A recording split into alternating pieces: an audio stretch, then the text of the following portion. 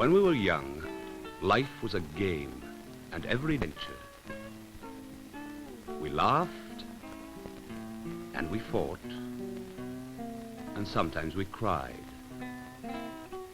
We were sometimes punished, too. But there was an enchantment and a magic, and the world was full of limitless possibilities.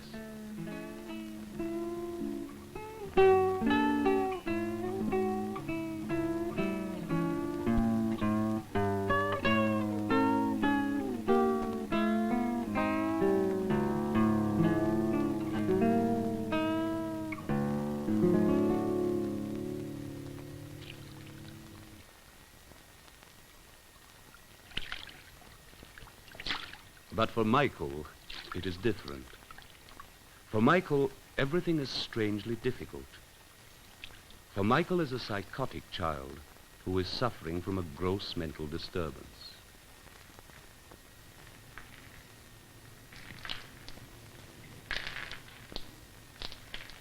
Like Ivan, he comes every day of the week to this nursery. Here, for a few hours, trained people will try and help these children, while their parents can discuss their own problems with another psychiatric worker. Come on, Susan, hang up your coat. Hang up your coat, darling. Put it on the peg. That's right. Susan trying to hang up her coat. That's something she's learned to do. Very simple, perhaps, but it was only a little while ago that the doctor's verdict on Susan was hopeless. Ah, to know what Michael's thinking, so remote in his secret world. And Joan, little Joan, eating chalk. It doesn't seem to matter to her, she's so far away. Like Carol, banging, mindless in a place of fantasy she cannot tell us about.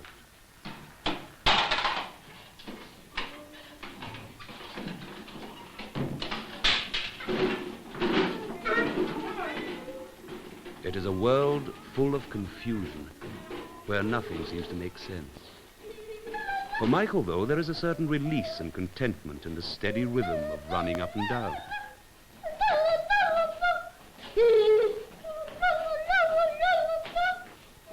Like Joan on her rocking horse, backwards and forwards, backwards and forwards.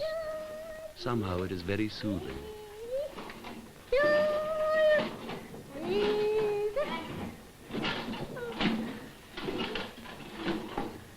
But always, it is a world of their own. There is no awareness of those around them. It is a world without human contact.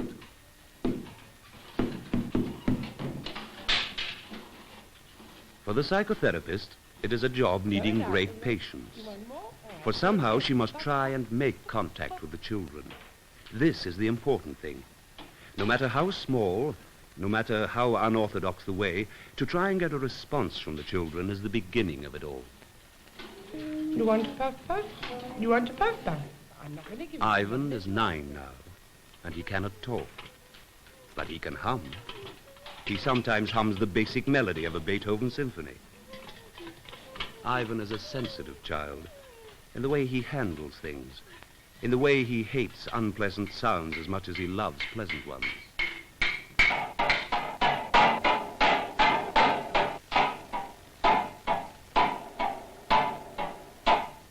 Poor Ivan, you look so worried. And how can you tell them to stop? Joan may not be able to talk either, but she knows when somebody likes her. It's then she feels secure and happy. For these children are very affectionate, and above all, need affection.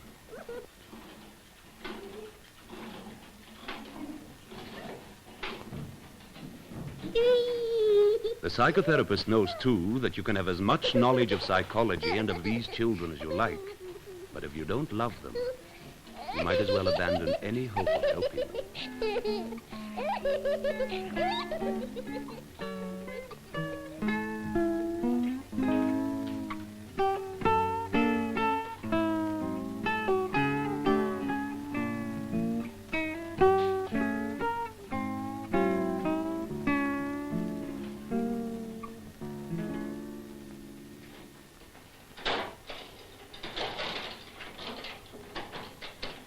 Susan knows how to drive her car now.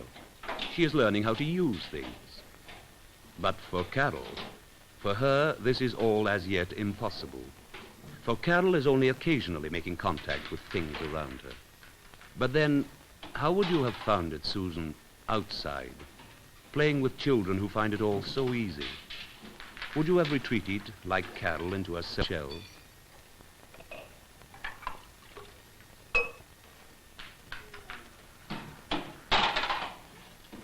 It all takes so long to learn things, and when Joan experiments with new ways of riding her rocking horse, it's progress. I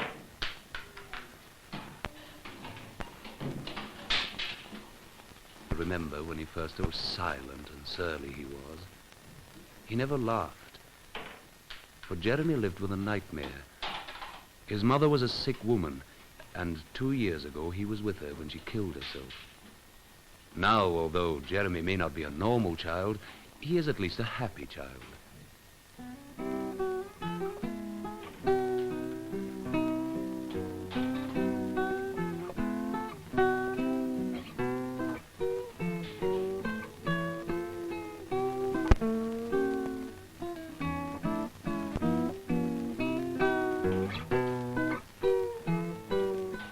Every so often, Susan is given a standard intelligence test. This helps to give some idea as to if she's improving or not. How often, at moments like this, there seems so little difference between Susan and a normal child. How surprising, too, are the differences in ability between each of them. A puzzle for Michael is as easy as that. Yet Michael cannot speak a word, only make a shrill, shrieking sound. But for Susan, who can talk more than anybody, she just doesn't seem to make any sense of it at all. And Jeremy? Well, Jeremy, too, has his way of approaching things. And although we may be reluctant to accept it, it is being allowed to give vent to his feelings that has helped him along this far.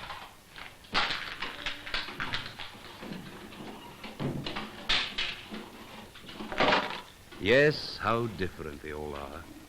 Ivan blowing bubbles, so carefully, so delicately, and watching with a passive fascination as they sink to the ground.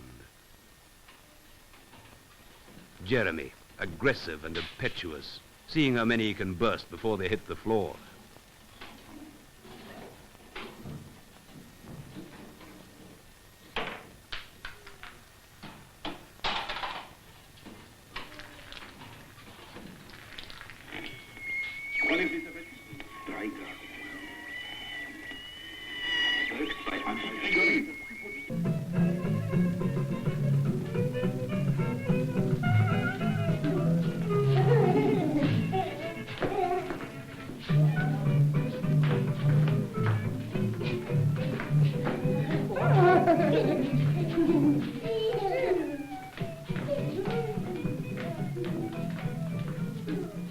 Ah, yes, we all dance, and then we all fall down. This game always seems to end like that. But just for a moment, we were doing things together, enjoying ourselves. And there was a contact between us, that was what mattered.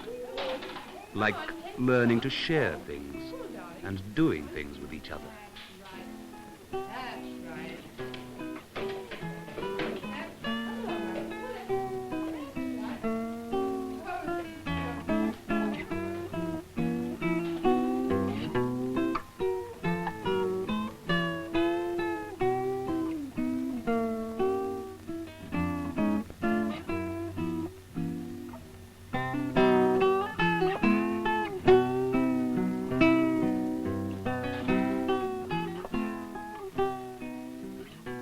It wasn't always like that with Joan.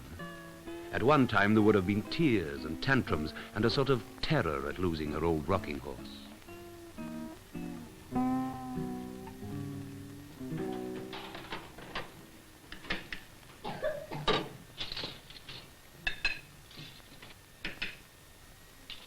Supposing Susan had been born 30 years ago and her parents had been poor.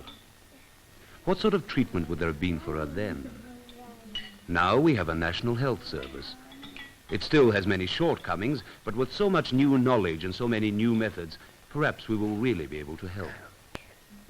And in this room is a part of the whole process.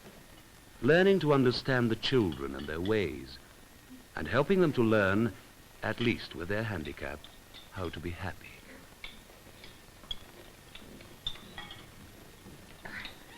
Jeremy. Spoon. Take spoon. No, you have your spoon. Eat up. No.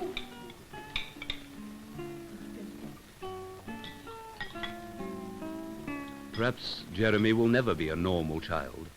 Perhaps none of these children will, although many like them do become well. But for Carol in her isolation, and Joan and her rocking horse, for Ivan humming his Beethoven, and Susan washing her little pig, Jeremy planning his next bit of mischief, and Michael, beautiful Michael, who cannot talk. How will it be for them outside the security of this room? Will they find people who have time for them and who care?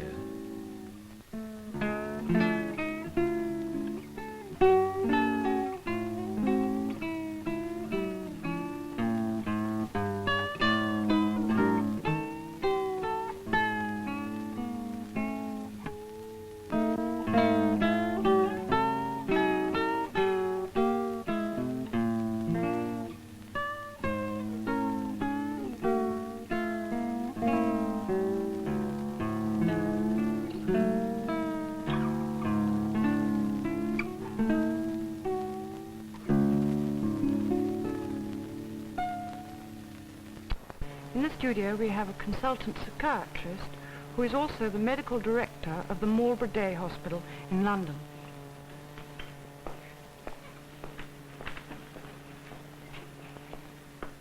I think that, Doctor, you're also an editor, aren't you? Yes, I'm the editor of the International Journal of Social Psychiatry. Tell me, what does a day hospital mean? A day hospital is a place of treatment for patients suffering from nervous and mental diseases who don't come for a whole week but for part of the week, either for the day, for the night, or for the weekend. This is really part of a great revolution which started in the mental health services, which started here in Great Britain and is spreading now all over the world. We have learned to treat the patient not just as a mysterious animal, but as a human being who can be understood. And if you understand somebody, then you don't need to be frightened of him, and then you can treat him in the community, and you don't need to lock him up. What is the hospital's connection with children? We believe in social psychiatry. By social psychiatry, we understand that we treat the total setup. We might treat the mother-in-law, or the boss of the factory, the foreman. But in any case, we treat the total family. We've done that for 15 years. And the Marlborough Day Hospital was the first in this field. There are now over 70 day hospitals. Now, by treating the total family, we've come to the conclusion that mothers suffer a lot, especially if they have to look after 24 hours, look after children who are very, very sick. I really wonder, you see, why we don't give a VC, to those mothers, because they are heroic not only once, but for 24 hours every day. And therefore we thought that it might be helpful for all the mothers and the children if you took the children in for the day to relieve that tremendous strain. And then it is obviously very helpful because the mothers don't need to part from the children and send them away to institutions. I see. What are the causes and the treatment for these children? We saw one of the helpers blowing smoke into a child's mouth. The causes really are not quite known. You see, we are still experimenting. But one thing we do know, that all these children have put a very thick Chinese wall around them. And the whole aim of the treatment is to penetrate that wall. First, the aim is to make contact with one person, with a specialist. Then to get them to make contact with other children. And in the end, to make contact with reality. And obviously it is necessary to get the parents to cooperate, to relieve their worry, to get them to talk to somebody, to a psychiatric social worker or another member of the staff, and to get them to understand their children and the whole situation. That obviously helps. So you've really got to make contact and then go on from there, you hope, however slowly and painfully. But some of these children surely might just be late developers. Yes, it does happen sometimes, and I think it's important to know that to be a late developer, I was myself a late developer, is a very good thing, very much better than if you are too forward. You see, it's very difficult for a horse to be always in the front. You see, the responsibility is too great, and many of those do break down. But to be a late developer is not bad, because you do catch up with the right treatment. But the thing, I suppose, is not to worry the child. That's right. And the parents shouldn't worry. That's very important. What are the prospects for those children that we have seen just now in the film? Before, we considered them completely hopeless. But now we can say the results are very much better than expected. Already 2 children have gone to normal schools, 2 others are going very soon, 1 other has gone to special school. So 5 have improved greatly, and 3 haven't improved so far. So the results are very much better than we ever expected. And we do hope with the progress and more research, we might be able to get still better results. Do you get good cooperation from the parents? Yes, very excellent cooperation.